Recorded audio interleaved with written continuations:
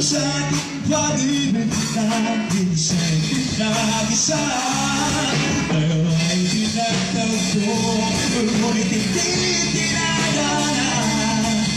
At kung sa paglaro itong mundo, nalimutan kahit nahihirapan. Para sa sarili